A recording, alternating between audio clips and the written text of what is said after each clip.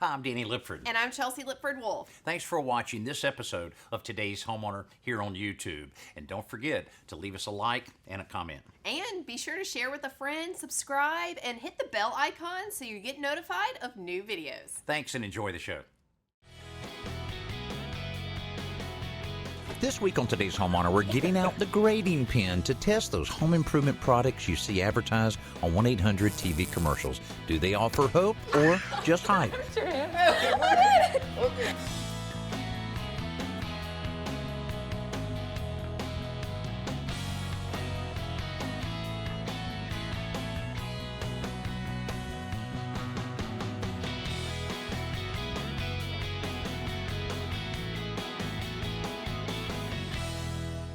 That's right, 2 for the price of 1. Don't wait. Call now. Operators are standing by.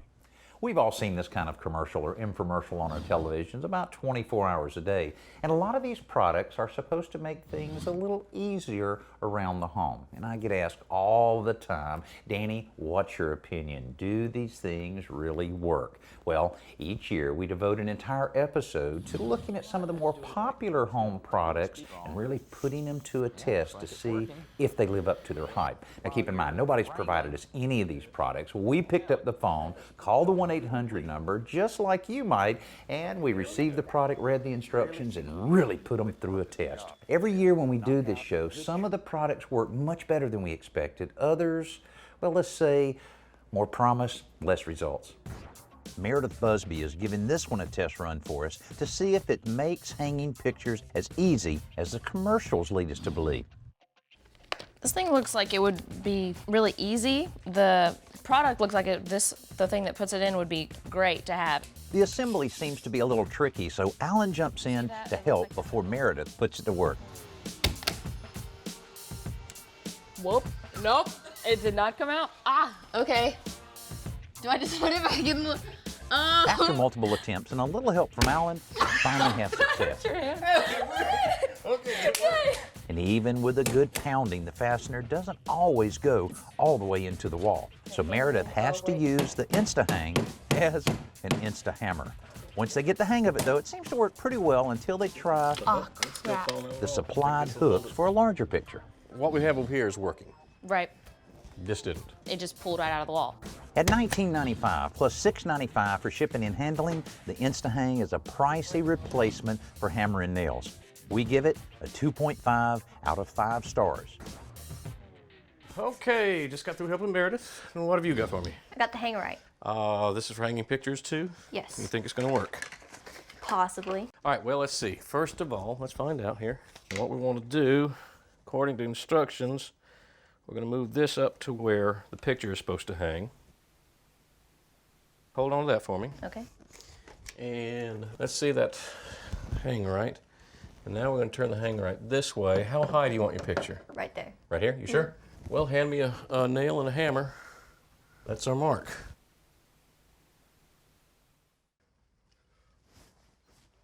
Let's see if I got this.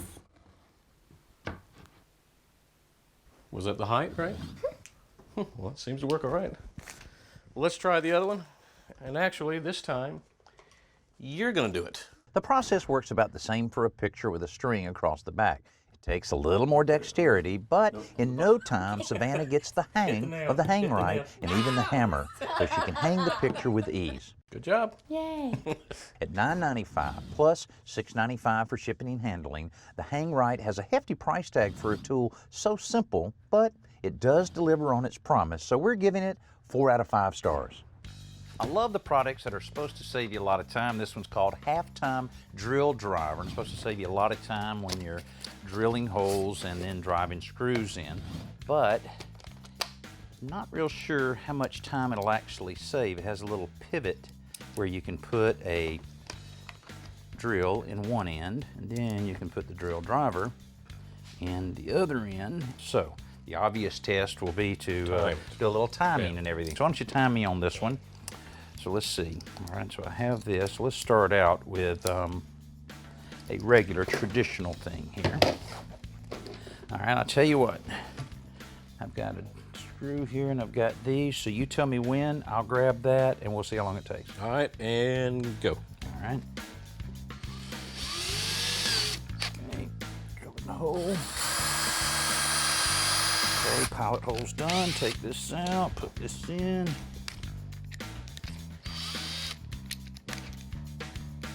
Boy, I've done this a lot. Okay, screw is in. And stop. You're a little over 21 seconds. Okay, ready when you are. All right, and go. Okay. This thing's pretty long. Ah, a little wobble. A little. How about that? And then you flip this around. You're in a race now. You're in a race. Go Okay, on. I got a screw going in, and it's in.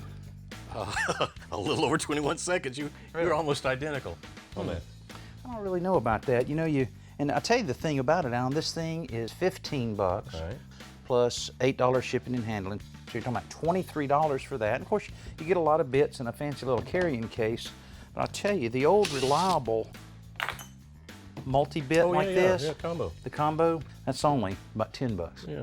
Just shy of $23. Seems like a high price to pay for mediocre performance, so we're giving it a 2 out of 5 stars. Now, let's check in with Joe for this week's Simple Solution. If you enjoy cooking with charcoal, and who doesn't, you know the challenge is getting the charcoal to start quickly. Now you can buy a chimney starter, which is a metal fixture that holds the charcoal, but you can also make one out of an old orange juice carton. Just take the carton, cut the top off with a utility knife, and then cut ventilation flaps on the side, just little V-shaped flaps on each side. And then take a couple, maybe a half a sheet of newspaper, make sure it's nice and dry, tear it up and stuff it in the carton, and then add some charcoal. Now, this is only a half a gallon, but it holds quite a bit of charcoal. Now all you need to do is light the carton on the bottom. So you use a little camp starter, and because this is waxed, it starts pretty quickly. You see smoke's coming out the top already. And now once that starts burning, the fire will rise up through there, and in 10 or 15 minutes without using any charcoal lighter fluid, you'll have a nice hot fire. Now that I've got the fire started, where's Danny with those steaks? For the next test, we've asked Tim Parker, a professional HVAC contractor, to supply us with a real-world situation, a leaking air conditioner drain pan. We're going to try to revive it with Flex Seal, the spray-on sealant. I've seen, the Flex Seal advertised on TV. Right. I want to put it to test Yeah, myself and see if it everybody works. asked me about it. We're reinforcing this old pan by giving it a new bottom. Yeah, and what we'll do is we'll rivet this down. Okay. Then what we'll do is kind of a reinforcement got you, yeah. to go on here, and that'll kind of give us another protection there for water to run. Nice sheet metal work there. Let's try that. It's not as exciting as the screen door in the bottom of a boat demonstration they use on TV, but it's a real-world repair. Danny, this is kind of extreme. So if you've got just a pinhole, I'm thinking if this works on this, that it would work on just a pinhole without removing the coil. And probably that's what you find most of the time. Right. If this is good as it says it is, that ought to seal any of that little. So too. All right. Right. I'll give you the honor of Yeah, let me try all one. around the perimeter there.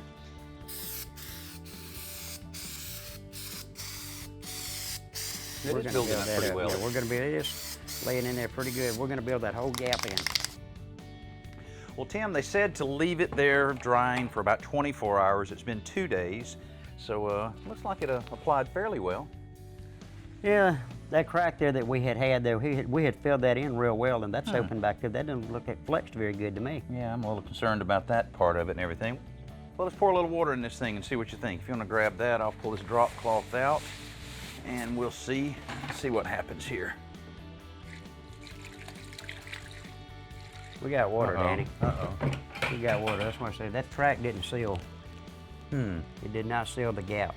After another good coat of Flex Seal and another 24 hours, we poured on the water again. And it seems to hold for a moment, but then the water oozed out again. The upshot is this: Flex Seal does seem to apply easily and seal well, just doesn't seem to be that flexible. In other words, it isn't the magic bullet the price and hype suggest. We give it 2 out of 5 stars. Now our next test is on a product called the Grout Bully. To me, this looks like the old shoe polish. And Alan is setting up our friend Gail Alexander to give it a try to see if it really works. So you're actually going to go over your tile. You're going to get this on the tile. So just wait 2 minutes, and then you're going to get this damp. So the whole thing only takes 2 minutes? Well, to dry. So following the directions, Gail gives the white Grout Bully a try, and at first, she's impressed. This is immediate results, and this is no effort. Again, if it lasts like it says it would last, I would do this whole bathroom and just get almost a brand new looking floor. It's going to be so different looking. I mean, it was great going on, but as it's drying, I see the dark is. bleeding through. That concerns me. Maybe if I give it a chance to dry and then wipe it down with a sponge, we can see if it's actually doing what it claims to do. I just don't think it's really working. So Alan steps in to see if the darker color of Grout Bully will be effective.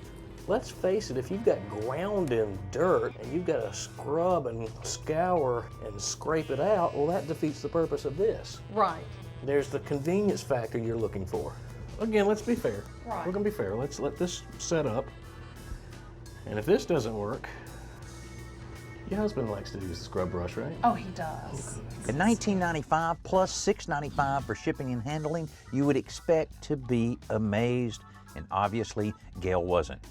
All right, so Gail, to be perfectly fair to the product, it works a little. It just doesn't meet up all the claims, I don't think. Right. So we're giving the Grout Bully a 2.5 out of 5 stars.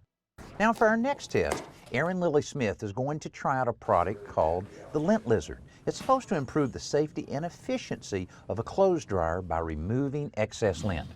Well, Erin, you think you have the Lint Lizard figured out? I think so. It seems pretty simple. Why don't you grab it and give it a try? All right. It'll be interesting to see if this thing works at all, you know? According to the instructions, the tool attaches to a vacuum and inserts into the opening of the lint filter. But we don't see any lint pouring down the transparent hose like we did in the commercial. I can feel lint, but it's not sucking any of it out. There's some lint stuck up here at the top. I'm gonna see if I can get it out. Oh, there's a little, yeah, there's some coming up. And I can see it going through the tube.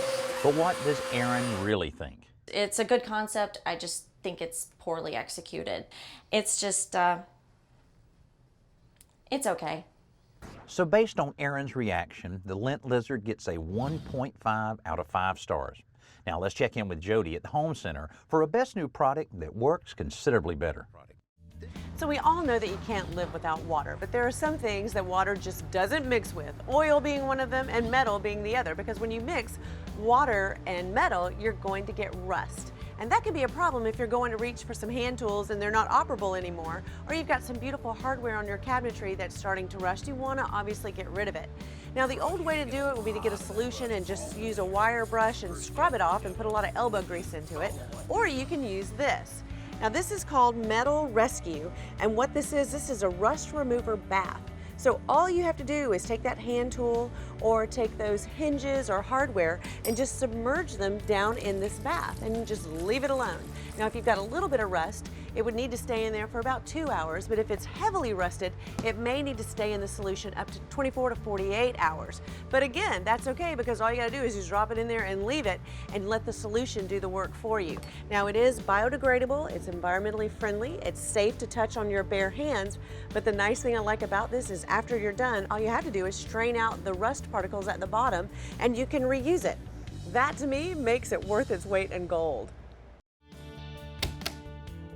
This week we're checking out those home improvement projects you see on TV infomercials and 1-800 spots to find out if they deliver what they promise. And now we're ready to move outside. Kate Arrington, along with her husband Henry and their son Henry Jr., recently moved into this older home on a massive piece of property. We asked her to check out the Worx GT, a combination string trimmer edger that's full of features that the manufacturer says make it the must-have tool for active gardeners like Kate. Kate loves working on the lawn and in the garden. I do a lot of yard work, yes sir. Every weekend I'm dedicated to the yard. I'd much rather be out in my yard doing yard work and weeding than laundry any day. Since this tool requires some assembly, we wondered how well the instructions would help. Well, it's showing pictures, but it's not giving a description of what to do. But eventually, Kate gets it assembled and puts it to work. The Worx GT is powered by a lithium-ion battery, so it's supposed to be lightweight, easy to use. Ta-da! The metal guide on the front is supposed to allow you to keep your distance from things like light post or flower beds. It seems really easy to use. Cleans it right up. I mean, it's pretty explanatory for your guard to tell you where to go and stop.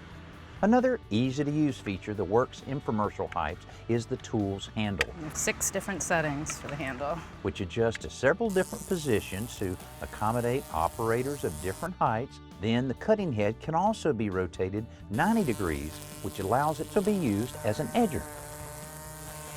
Hey, Kate's been playing with this a little while. Let's see what she really thinks about it. Hey, they make a lot of claims about this. What do you think so far? What's your impression? So far, so good. I like it. It's lightweight. It's really easy to use. Well, you've got a lot of yard here. I guess it's a lot better just the overall design, not having a cord to drag around. Absolutely. You can trip up so easily on those cords, so not having that around is nice. Now, I saw earlier you were changing it from the string trimmer back to the edger. How easy was that? It was really easy. The only problem that I really found with it is the string itself is supposed to self-feed. That's right. And it did not. Oh, okay. So I noticed after a while, hey, it's not cutting, so I had to go in there and manually pull it out. With the exception of the auto feed feature, which doesn't work perfectly every time, the Worx does seem to deliver on its promise. And the price is comparable with the models you'll find at your local home center. So we're giving it a 4 out of 5 stars. Now, the Snap 2.0 is another product we found for the lawn and garden. Homeowner Libby Vanderbeek agreed to help me test it out. You do a lot of gardening, you drag a lot of water hoses around. You think this could help you out? I think it could. They seem to be pretty heavy. Yeah, I think it's pretty good. Have an O-ring inside. Yeah, pretty good so it plastic leak. and all. So let's see. All right, Okay, let's and then got just connect that. this to the sprayer. And then let's see about the connection together here. Yeah, it does have the O-ring. Seems to work pretty well. Of course, the real test is to see whether or not it'll leak. We'll turn that on in just a minute. And how easily it comes apart. Yeah, that's true. Take it That's off. true. I guess if you could get extra different fittings like this, more of the different fittings, then you could almost have it on all of your little watering devices and things like this, so that Right, so you wouldn't have to take them off. Yeah. You just put them on there and leave them permanently. Huh. Seems to work pretty well. Well, we know what the real test is. Let's see if this thing's going to leak or not. Okay, it's on, Libba.